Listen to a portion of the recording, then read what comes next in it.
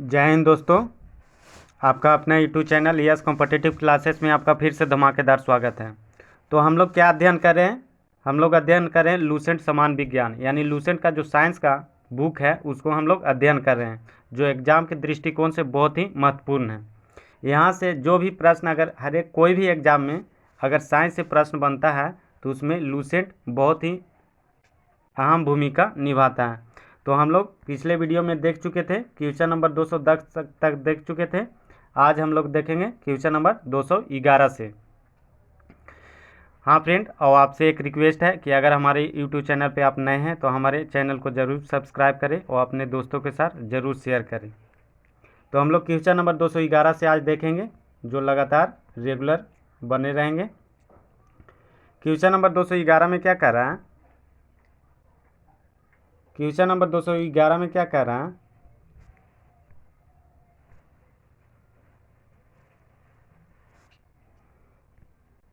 दो ग्रह जिनके कोई उपग्रह नहीं है, दो ग्रह जिसका कोई उपग्रह नहीं है। एग्जाम में बहुत ही वीवीआई प्रश्न बनते हैं कि वो कौन से दो ग्रह हैं जिनके कोई उपग्रह नहीं है। तो इसका सही आंसर हो जाता है ऑप्शन नंबर बी, बुध और शुक्र दो ऐसे ग्रह हैं जिनके कोई उपग्रह नहीं है। तो इसका सही आंसर हो जाता है option number B. Question number हम लोग 212 की ओर बढ़ते हैं। क्वेश्चन नंबर 212 में क्या कर रहा है? निम्नलिखित में से कौन सा वो ग्रह है जिसके सबसे ज़्यादा उपग्रह हैं? तो पहले की अगर हम लोग चर्चा करते हैं तो पहले बृहस्पति के सबसे अधिक ग्रह थे, लेकिन वर्तमान में शनि के लगभग 82 उपग्रह हो गए हैं। कितने हो गए हैं? 82। और अगर बृहस्पति की बात करते हैं तो लगभग इसको 79 उपग्रह हो गए हैं। तो सबसे वर्तमान में अभी सबसे उपग्रह किस ग्रह का सबसे ज़्यादा है? तो ऑप्शन नंबर सी, शनि का सबसे ज़्यादा उपग्रह है। उसके बाद सेकंड पोजीशन किसको आता है? बृहस्पति को। पहले क्या था कि बृहस्पति के सबसे ज़्यादा उपग्रह थे, लेकिन वर्तमान में शनि के सबसे ज़्यादा उपग्रह। क्वेश्चन नंबर हम लोग 213 की ओर बढ़ते हैं। क्वेश्चन नंबर 213 में क्या कर रहा है?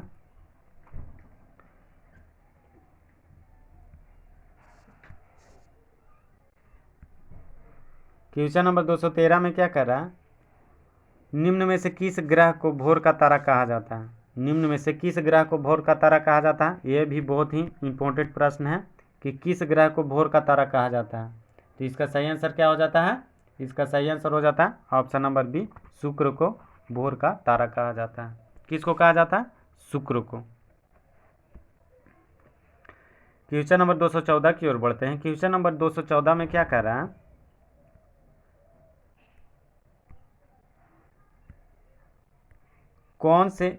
कौन सा ग्रह सूर्य के चारों ओर 88 दिन में एक चक्कर लगा लेता है? यानी ये इस प्रकार भी क्वेश्चन बन सकता है कि कौन सा ग्रह है जो सूर्य के बहुत कम समय में चारों एक चक्कर लगा लेता है, बहुत कम समय में। तो 88 दिन में कौन सा ग्रह है जो सूर्य का चक्कर लगा लेता है? तो इसका सही आंसर हो जाता है ऑप्शन नंबर ए। क्या हो जाता है? ऑप्शन नंबर ए, क्योंकि सूर्य के बहुत ही समीप है बुध ग्रह। कौन है? बुध। तो ये समीप रहने के कारण बहुत जल्द चक्कर लगा लेता है। कितना दिन में लगाता है? तो 88 दिन में। तो option number A. Question number हम लोग 215 की ओर बढ़ते हैं। क्वेश्चन नंबर 215 में क्या कह रहा है? निम्न में से किस ग्रह का घनत्व पानी से कम है तथा पानी में डालने पर वह तैरने लगेगा? देखिए कितना बहुत ही इंपॉर्टेंट सवाल है। कौन सा वह ग्रह है जिसका बहुत ही कम, पानी से भी कम घनत्व होता है और पानी में डालने पर वह तैरने लगेगा? तो इसका सही आंसर क्या हो जाता है? इसका सही आंसर होता है ऑप्शन नंबर सी। कौन सा ग्रह है? शनि।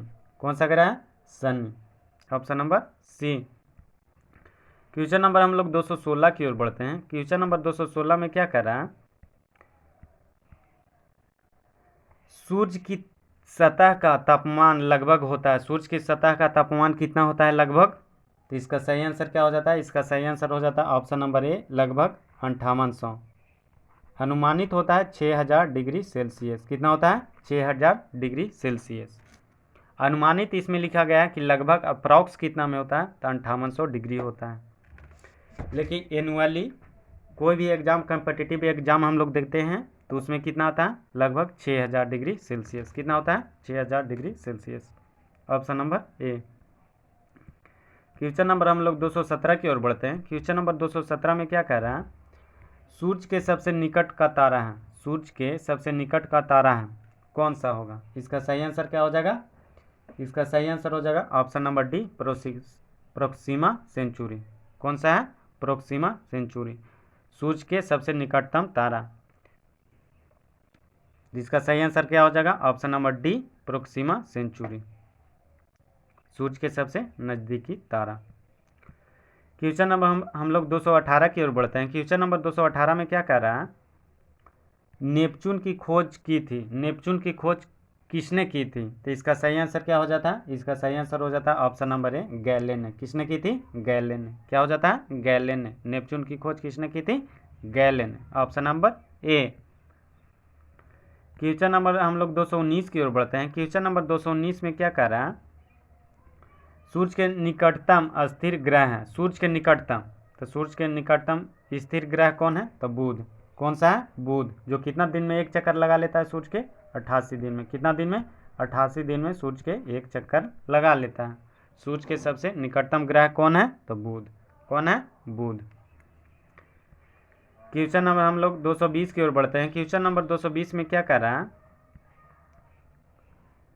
सौरमंडल का सबसे छोटा ग्रह है, सौरमंडल का सबसे छोटा ग्रह कौन सा है? तो इसका सही आंसर क्या हो जाता है? इसका सही आंसर हो जाता है ऑप्शन नंबर ए, बुध। सौरमंडल का सबसे छोटा ग्रह कौन सा है? बुध। कौन सा है? बुध। Option number A. Question number 221 की ओर बढ़ते हैं। क्वेश्चन नंबर 221 में क्या कह रहा है, सौरमंडल का सबसे बड़ा ग्रह कौन है? सौरमंडल का सबसे छोटा ग्रह कौन सा है? बुध। और सौरमंडल का सबसे बड़ा ग्रह कौन है? तो इसका सही आंसर क्या हो जाता है? इसका सही आंसर हो जाता है ऑप्शन नंबर बी, बृहस्पति सौरमंडल का सबसे बड़ा ग्रह है। क्या है? सौरमंडल का सबसे बड़ा ग्रह कौन है? बृहस्पति। और सौरमंडल में सबसे ज़्यादा उपग्रह किस ग्रह का है? तो शनि का। सेकेंड पोजीशन कौन आता है? बृहस्पति। और सबसे बड़ा ग्रह की अगर बात करता है तो Brihaspati, option number B. Question number हम लोग 222 की ओर बढ़ते हैं। क्वेश्चन नंबर 222 में क्या करा है, निम्नलिखित में से कौन सा एक तारा पृथ्वी के सर्वाधिक समीप है? पृथ्वी के सब सर्वाधिक समीप है, यानी पृथ्वी का सबसे नज़दीकी तारा है। तो इसका सही आंसर क्या हो जाएगा? इसका सही आंसर हो जाएगा ऑप्शन नंबर सी, सूर्य। सूर्य एक तारा है जो पृथ्वी का सबसे नज़दीक है। और सूर्य के नज़दीकी तारा कौन सा है? तो प्रोक्सिमा सेंचुरी, यानी पृथ्वी का सेकंड पोजीशन पर तारा कौन आ जाएगा? Proxima Centauri. क्वेश्चन नंबर 223 की ओर बढ़ते हैं। क्वेश्चन नंबर 223 में क्या कह रहा है, सौर परिवार में क्षुद्र ग्रह पट्टी एक ऐसा क्षेत्र है जो इनकी कक्षाओं के बीच में विद्यमान होता है। बताइए, सौर परिवार में क्षुद्र ग्रह यानी कौन सा दो ग्रह हैं जिनके बीच क्षुद्र ग्रह पाए जाते हैं? बताइए। तो इसका सही आंसर क्या हो जाता है? ये बहुत ही इंपॉर्टेंट सवाल है। तो इसका सही आंसर हो जाता है ऑप्शन नंबर बी, मंगल और बृहस्पति के बीच में क्षुद्र ग्रह पाए जाते हैं। क्वेश्चन नंबर 224 की ओर हम लोग बढ़ते हैं। क्वेश्चन नंबर 224 में क्या कह रहा है, हैली का धूमकेतु सूर्य के परिक्रमा करता है, यानी हैली का धूमकेतु सूर्य के कितना दिन में परिक्रमा कर लेता है? तो इसका सही आंसर क्या हो जाता है? इसका सही आंसर हो जाता है ऑप्शन नंबर डी, 76 वर्षों में। कितना वर्षों में? 76 वर्षों में। क्वेश्चन नंबर 225 की ओर बढ़ते हैं। क्वेश्चन नंबर 225 में क्या कर रहा है, मनुष्य ने पहली बार किस वर्ष चांद पर कदम रखा था? तो मनुष्य ने पहली बार चांद पर कदम कब रखा था? तो इसका सही आंसर क्या हो जाता है? इसका सही आंसर हो जाता है ऑप्शन नंबर सी, 1969 में। नील आर्मस्ट्रॉन्ग ने चंद्रमा पर पहली बार कदम 1969 में नासा द्वारा अमेरिका के से रखा था। अमेरिका द्वारा भेजा गया नासा एजेंसी द्वारा नील आर्मस्ट्रॉन्ग पहली बार 1969 में चंद्रमा पर कदम रखा था। क्वेश्चन नंबर 226 की ओर बढ़ते हैं। क्वेश्चन नंबर 226 में क्या कर रहा है, अंतरिक्ष यात्री को आकाश का रंग दिखाई देता है, यानी अंतरिक्ष यात्री को आकाश का रंग कैसा दिखाई देता है? तो इसका सही आंसर क्या हो जाता है? ऑप्शन नंबर डी, काला। क्या होता है? काला। बहुत बार एग्जाम में रिपीट किया गया है, तो आप भी इसे रिपीट करिए। क्वेश्चन नंबर हम लोग 227 की ओर बढ़ते हैं। क्वेश्चन नंबर 227 में क्या कर रहा है, लाल ग्रह के नाम से जाना जाता है। लाल ग्रह के नाम से कौन जाना जाता है? तो इसका सही आंसर हो जाता है ऑप्शन नंबर सी, मंगल को लाल ग्रह भी कहते हैं। क्या कहते हैं? लाल ग्रह, रेड प्लेनेट। क्या कहते हैं? Red planet. क्वेश्चन नंबर हम लोग 228 की ओर बढ़ते हैं। क्वेश्चन नंबर 228 में क्या कर रहा है, पृथ्वी सूर्य का एक चक्कर कितने समय में लगाता है? यानी सूर्य का एक चक्कर पृथ्वी कितने समय में लगाता है? तो इसका सही आंसर क्या हो जाता है? इसका सही आंसर हो जाता है ऑप्शन नंबर सी, 365 दिन 25 घंटा। कितना होता है? 365 दिन 25 घंटा।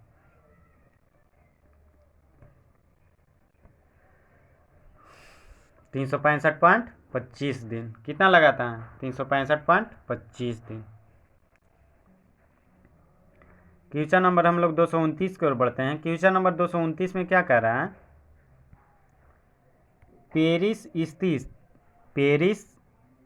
पेरिस में स्थित अंतर्राष्ट्रीय खगोलीय संघ IAU के माइनर प्लेनेट सेंटर ने प्लूटो का नाम दिया है। यानी पेरिस में स्थित जो अंतर्राष्ट्रीय खगोलीय संघ के माइनर प्लेनेट सेंटर ने प्लूटो को कौन सा नया नाम दिया है? तो इसका सही आंसर क्या हो जाता है?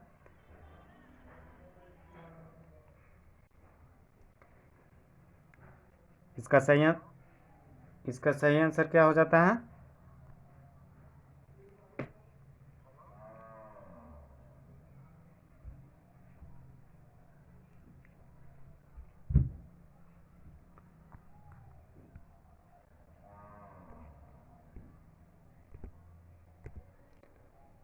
इसका नया नाम क्या हो जाता है? इसका नया नाम क्या होता है? थोड़ा PDF को जूम करते हैं। PDF में इसका आंसर नहीं दिया गया है, तो इसका सही आंसर क्या हो जाता है कि प्लूटो को सही नाम क्या दिया गया है, नामकरण क्या किया गया है? तो इसका सही आंसर क्या हो जाता है? इसका सही आंसर हो जाता है 13, 43 और 40 नया नाम अंतर्राष्ट्रीय खगोलीय संघ द्वारा दिया गया है। प्लूटो का नया नाम क्या दिया गया है? 13, 43, 40। क्या दिया गया है? 13, 43, 40। तो इसका सही आंसर हो जाता है। क्वेश्चन नंबर हम लोग 230 की ओर बढ़ते हैं। क्वेश्चन नंबर 230 में क्या कह रहा है,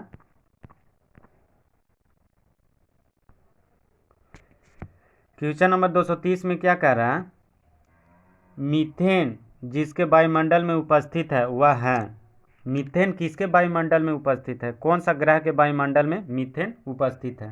तो इसका सही आंसर क्या हो जाता है? इसका सही आंसर हो जाता है ऑप्शन नंबर सी, बृहस्पति के वायुमंडल में मीथेन उपस्थित है। तो ऑप्शन नंबर सी, बृहस्पति सबसे बड़ा ग्रह है। क्वेश्चन नंबर 231 की ओर हम लोग बढ़ते हैं। क्वेश्चन नंबर 231 में क्या कर रहा है, एक खगोलीय इकाई निम्न में से निम्न के बीच की औसत दूरी है। एक खगोलीय इकाई निम्न के बीच की औसत दूरी है। किसके किसके बीच के दूरी को खगोलीय इकाई कहते हैं? तो इसका सही आंसर क्या हो जाता है? इसका सही आंसर हो जाता है ऑप्शन नंबर ए, पृथ्वी और सूर्य के बीच की औसत दूरी को खगोलीय यूनिट कहते हैं। ऑप्शन नंबर ए।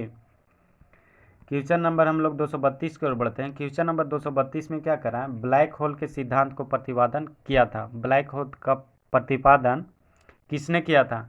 तो इसका सही आंसर हो जाता है option number C, S Chandrashekhar ने। किसने किया था? एस चंद्रशेखर।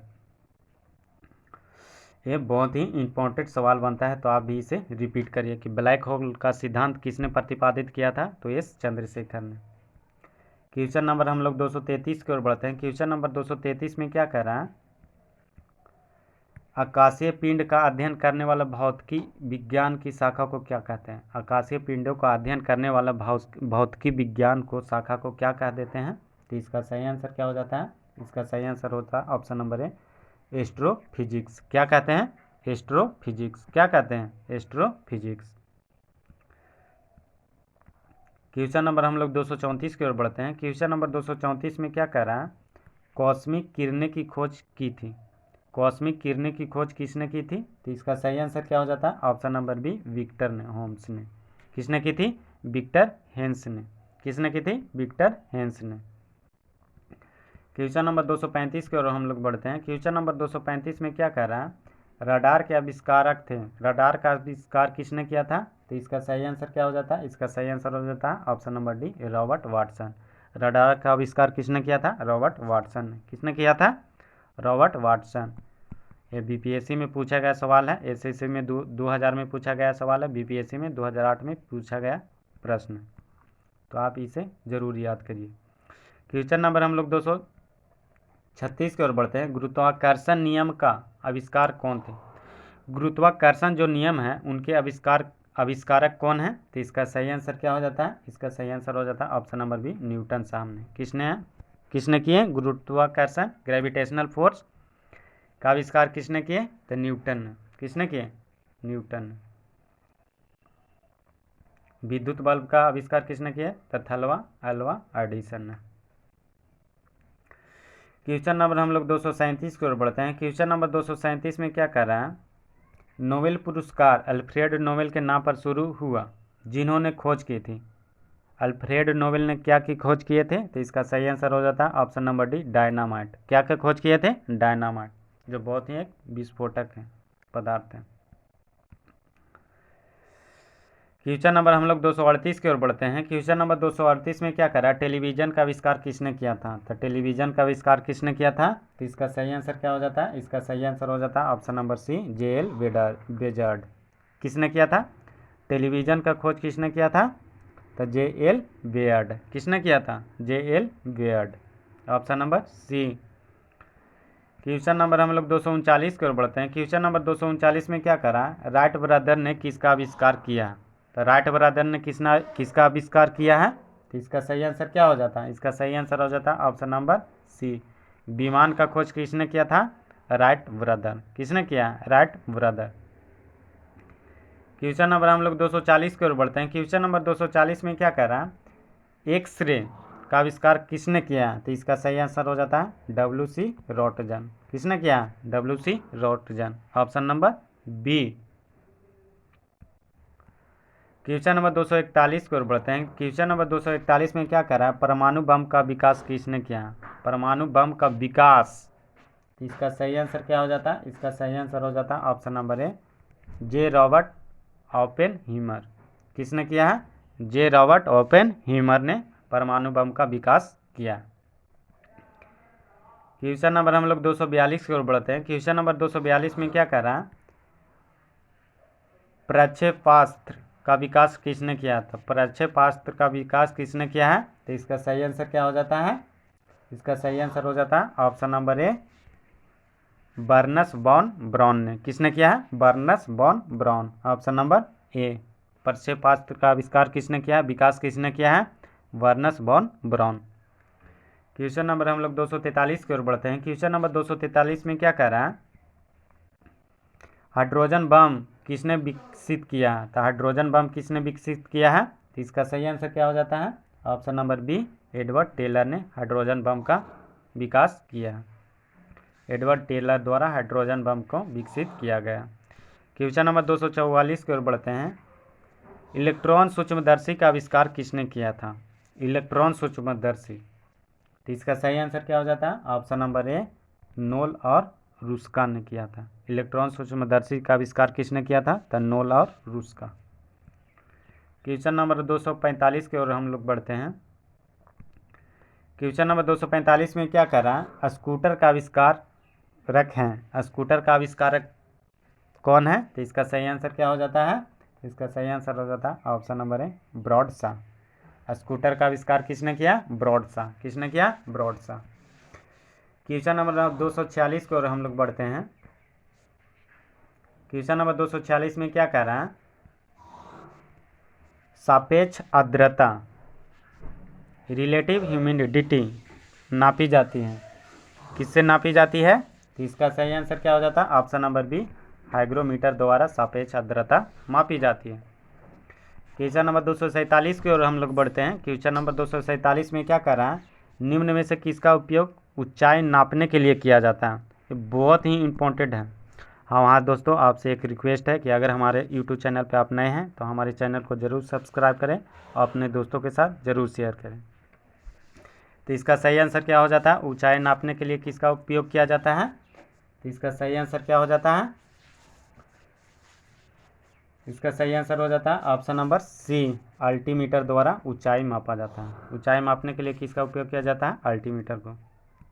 क्वेश्चन नंबर 248 की ओर बढ़ते हैं। क्वेश्चन नंबर 248 में क्या है? सूर्य की किरणें की तीव्रता मापने वाले उपकरण को क्या कहते हैं? बहुत ही इंपॉर्टेंट है फ्रेंड, इसे आप जरूर याद रखिए। सूर्य की किरणों की तीव्रता मापने वाले उपकरण को क्या कहते हैं? तो इसका सही आंसर हो जाता है ऑप्शन नंबर सी, एक्टिनोमीटर। क्या कहते हैं? एक्टिनोमीटर। क्वेश्चन नंबर 249 की ओर हम लोग बढ़ रहे हैं। क्वेश्चन नंबर 249 में क्या कह रहा है? वह उपकरण कौन सा है जिसे समुद्र की गहराई को मापने के लिए ध्वनि तरंगों का उपयोग किया जाता है? ये बहुत ही वीवीआई प्रश्न है, एसएससी 2003 में पूछा गया प्रश्न है। रेलवे द्वारा तो इसे बार बार रिपीट किया जाता है, तो आप भी इसे रिपीट करिए, ध्यान में जरूर रखिए। समुद्र के गहराई को मापने के लिए ध्वनि तरंगों का उपयोग किया जाता है, तो क्या कहलाता है? तो इसका सही आंसर क्या हो जाता है? इसका सही आंसर हो जाता है ऑप्शन नंबर बी, सोनार। क्या होता है? सोनार। क्या हो जाता है? सोनार। साउंड नेविगेशन एंड रेंजिंग इसका फुल फॉर्म होता है। ये भी बहुत वीवीआई है, ये प्रश्न एग्जाम में रेलवे द्वारा इसे रिपीट किया गया है, हर एक एग्जाम में पूछा गया है, तो इसे भी आप याद रखिए कि सोनार का फुल फॉर्म क्या होता है? Sound navigation and ranging. हम लोग 2 शतक मार के 50 भी पहुंच चुके हैं। हम लोग क्वेश्चन नंबर आ गए हैं 250। 250 में क्या है? थर्मोस्टेट का प्रयोजन क्या है? तो थर्मोस्टेट का प्रयोजन क्या है? तो इसका सही आंसर क्या हो जाता है? ऑप्शन नंबर सी, तापमान को स्थिर रखना। क्या है? तापमान को स्थिर रखना, यानी कांस्टेंट रखना। तापमान को कांस्टेंट रखना थर्मोस्टेट का प्रयोजन का काम होता है। क्वेश्चन नंबर हम लोग 251 की ओर बढ़ते हैं। क्वेश्चन नंबर 251 में क्या कह रहा है? निम्नलिखित युक्तियों में से किसका मोटर गाड़ियों के इंजन को ठंडा करने में प्रयोग में लाया जाता है? तो मोटर गाड़ियों के इंजन को ठंडा करने में किसका प्रयोग किया जाता है? तो इसका सही आंसर क्या हो जाता है? इसका सही आंसर हो जाता है ऑप्शन नंबर सी, रेडिएटर का प्रयोग किया जाता है। किसका प्रयोग किया जाता है? रेडिएटर का। क्वेश्चन नंबर 252 की ओर बढ़ते हैं। क्वेश्चन नंबर 252 में क्या कह रहा है? रिकॉर्ड करने और रिकॉर्ड के हुई डिटेक्शन को पुनः रिप्रोड्यूस करने के लिए प्रयुक्त उपकरण को क्या कहा जाता है? तो इसका सही आंसर क्या हो जाता है? आरआरबी द्वारा 2004 में पूछा गया। ये बहुत ही इंपॉर्टेंट सवाल बनता है, तो आप भी इसे रिपीट करिए। तो इसका सही आंसर क्या हो जाता है? ऑप्शन नंबर बी, डिक्टाफोन का उपयोग किया जाता है। किसका उपयोग किया जाता है? डिक्टाफोन। क्वेश्चन नंबर 253 की ओर हम लोग बढ़ चुके हैं। क्वेश्चन नंबर 253 में क्या कर रहा है? थ्योरी ऑफ रिलेटिविटी किसने दिया, यानी सापेक्षता का सिद्धांत किसने दिया? तो इसका सही आंसर क्या हो जाता है? इसका सही आंसर हो जाता है ऑप्शन नंबर सी, आइंस्टीन ने सापेक्षता का सिद्धांत 1905 में दिया। कब दिया? 1905 में। और नोबेल पुरस्कार इसे आइंस्टीन को कब मिला? 1921 में। तो ये भी आप ध्यान में रखें। क्वेश्चन नंबर हम लोग 254 की ओर प्रस्थान कर चुके हैं। तो क्वेश्चन नंबर 254 में क्या करा? लॉ ऑफ फ्लोटिंग का सिद्धांत का खोज किसने किया? लॉ ऑफ फ्लोटिंग का सिद्धांत का खोज किसने किया? तो इसका सही आंसर क्या हो जाता है? इसका सही answer option number D, Archimedes के द्वारा लॉ ऑफ फ्लोटिंग का सिद्धांत दिया गया। क्वेश्चन नंबर हम लोग 255 की ओर बढ़ते हैं। क्वेश्चन नंबर 255 में क्या कह रहा? मेघाच्छादित रातें, यानी बादल वाला रातें, स्वच्छ रातों की तुलना में किसके कारण अधिक गर्मी होती है? तो इसका सही आंसर क्या हो जाता है? बहुत ही इंपॉर्टेंट सवाल है, एनडीए में पूछा गया सवाल, 2010 में पूछा गया। तो इसका सही आंसर हो जाता है ऑप्शन नंबर डी, स्थलीय विकिरण के कारण रातें बहुत गर्मी होती हैं। क्वेश्चन नंबर 256 की ओर हम लोग बढ़ते हैं। क्वेश्चन नंबर 256 में क्या करा? ध्वनि का एक अभिलक्षण तारत्व, जिसको कहते हैं पिच, जो निर्भर करता है, पिच किस पर निर्भर करता है? तो इसका सही आंसर हो जाता है ऑप्शन नंबर बी, आवृत्ति पर निर्भर करता है। किस पे करता है? आवृत्ति पे। क्वेश्चन नंबर 257 की ओर हम लोग बढ़ते हैं। अभिदृश्यक की फोकस दूरी के नेत्रिका की फोकस दूरी से अनुपात किसके लिए 1 से अधिक होता है, बताइए। ये भी बहुत इम्पोर्टेंट सवाल है, एनडीए में 2010 में पूछा गया सवाल है, तो ये बहुत ही इम्पोर्टेंट है। तो इसका सही आंसर क्या हो जाता है? इसका सही आंसर हो जाता है ऑप्शन नंबर बी, दूरदर्शक। क्या हो जाता है? दूरदर्शक, जिसकी फोकस दूरी का अनुपात 1 से अधिक होता है। क्वेश्चन नंबर 258 की ओर हम लोग बढ़ते हैं। क्वेश्चन नंबर 258 में क्या कह रहा है? समांतर क्रम में जोड़े प्रत्येक आर प्रतिरोध के 3 समान प्रतिरोधकता का प्रभावी प्रतिरोध क्या होता है? तो समांतर क्रम में हम लोग जोड़ते हैं तो इसमें क्या हो जाता है? आर इक्विवेलेंट बराबर क्या होता है? 1/R1 + 1/R2 + 1/R3, जितना भी होता है इन्फिनिट तक। तो क्या करा? समांतर क्रम में आर प्रतिरोध 3 एक समान प्रतिरोधकता का प्रभावी प्रतिरोध क्या हो जाएगा? तो इसका सही आंसर क्या हो जाएगा? R/3, option number B. क्या हो जाएगा? तो इसका सही आंसर हो जाएगा R/3, ऑप्शन नंबर बी। समांतर अगर श्रेणी में इसको बात करता तो क्या हो जाता? जुड़ जाता।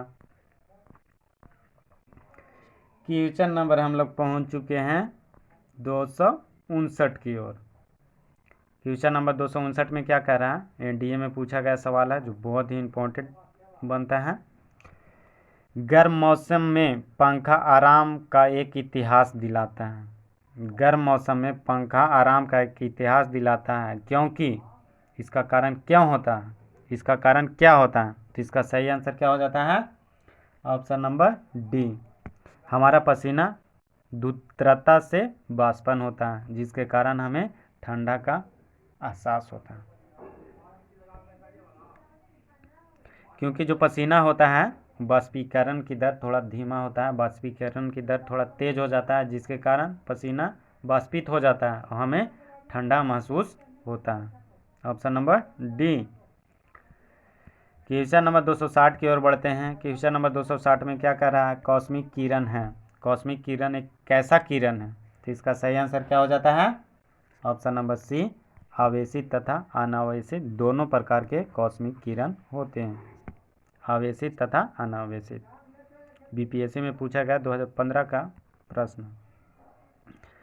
क्वेश्चन नंबर हम लोग 261 की ओर चलते हैं। क्वेश्चन नंबर 261 में क्या कर रहा है? एनडीए में पूछा गया सवाल है 2010 में, जो बहुत ही इम्पोर्टेंट बनता है। निम्नलिखित किरण युग्म में से कौन सी प्राकृतिक में विद्युत चुंबकीय होती है?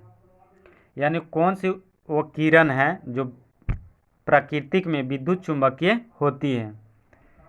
प्राकृतिक में वो कैसा होता है? विद्युत चुंबकीय। तो इसका सही आंसर क्या हो जाता है? ऑप्शन नंबर डी, एक्स किरणें तथा गामा किरणें। एक्स किरणें और गामा किरणें दोनों कैसा किरणें हैं? विद्युत चुंबकीय। कैसा है? विद्युत चुंबकीय।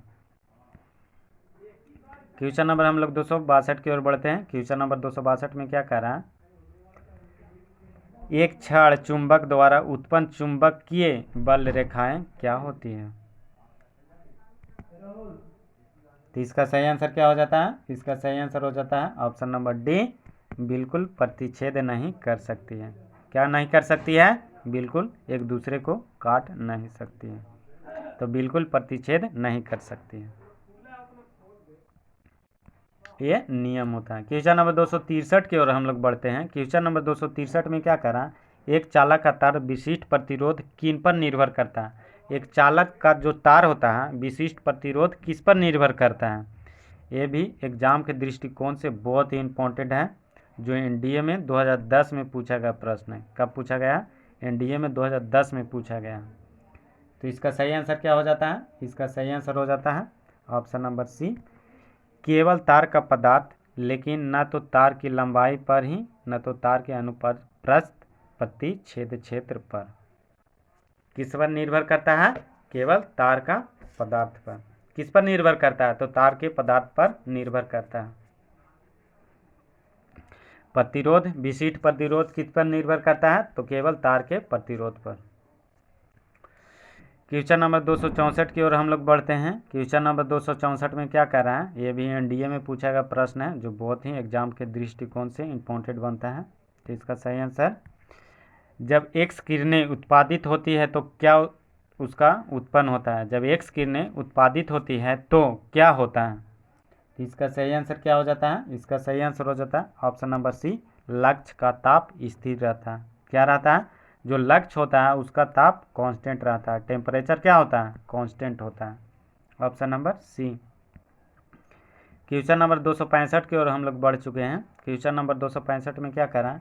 निम्नलिखित कथनों में से कौन सा एक सही नहीं है? बताइए कौन सा एक कथन सही नहीं है। एनडीए में 2010 में पूछा गया प्रश्न है जो बहुत ही एग्जाम के दृष्टिकोण से इम्पोर्टेंट बनता है। हाँ फ्रेंड, और आपसे एक मेरा रिक्वेस्ट है कि अगर हमारे यूट्यूब चैनल पर आप नए हैं तो हमारे चैनल को ज़रूर सब्सक्राइब करें और अपने दोस्तों के साथ ज़रूर शेयर करें। तो इसका सही आंसर क्या हो जाता है? ऑप्शन नंबर डी, अपेक्षित परागमता एवं विरामहित राशि नहीं होती है। इसका सही आंसर क्या हो जाता है? अपेक्षित परागमता एक बीमार हित राशि नहीं होती है, यानी बीमा रहित। यहाँ बीमार लिखा गया है, बीमा रहित राशि नहीं होती है। बीमा यहाँ होना चाहिए बीमा रहित, वही है बीमा रहित। जो अपेक्षित परागमता होता है वो एक बीमा रहित राशि नहीं होती है। क्वेश्चन नंबर 266 की ओर बढ़ते हैं। क्वेश्चन नंबर 266 में क्या कह रहा है? एक अवतल दर्पण के वक्रता केंद्र पर रखे गए वस्तु का प्रतिबिंब कहाँ बनेगा? बहुत ही इंपॉर्टेंट प्रश्न है, एनडीए में पूछा गया 2010 में प्रश्न है।